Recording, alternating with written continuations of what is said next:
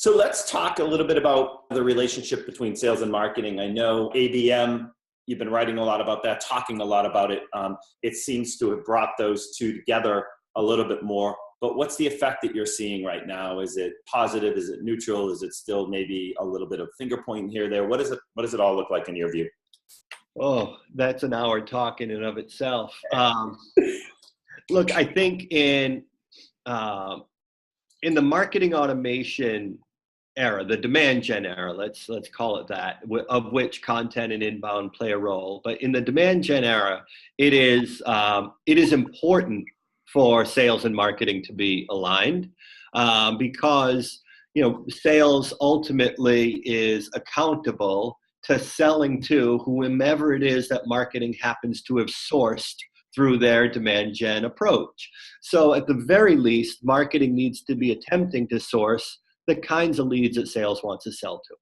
In an ABM world, that alignment moves from important to essential. It simply won't work without the two sides together. While we were sitting here waiting for this call, behind me on the board was a collaborative effort from sales and marketing, identifying ideal customer profile, getting really granular, getting really specific. That's not one group does it and hands it over to the next. Both groups sit around a table and collaborate on it with also stakeholders from finance, stakeholders from operations. It needs to be collaborative because together marketing and sales are working the very same accounts, often at the very same time. So it's no longer like a nice to have. It's no longer just important to have.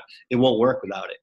And you talk a lot about, more of that frontline approach, making sure that if marketing's not speaking to the individuals that are on the front lines, whether it's at an early stage of funnel or journey activity, middle or out and looking at advocacy, how important it is for you to make sure you've got that right positioning, personalization, connection with sales. Are you feeling that's happening well right now, both where you're at, but also in your previous engagements at HubSpot running content?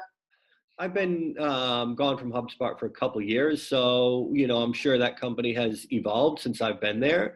But when I was there, I think what they did extremely well is they had a very persona-driven approach to marketing.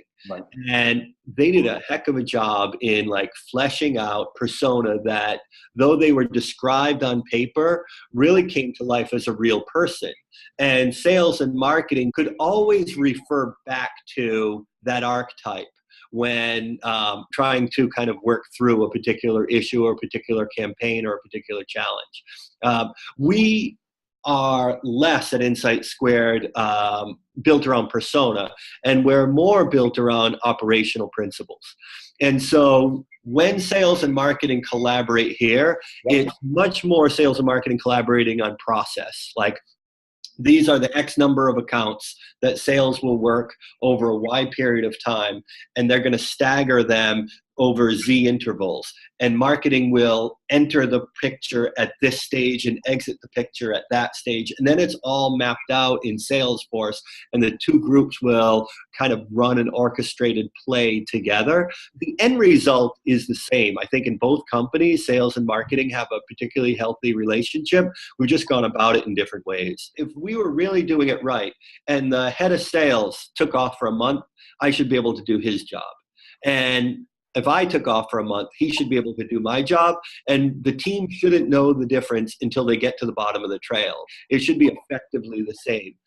We're not quite there, but I think that's the ultimate aspiration.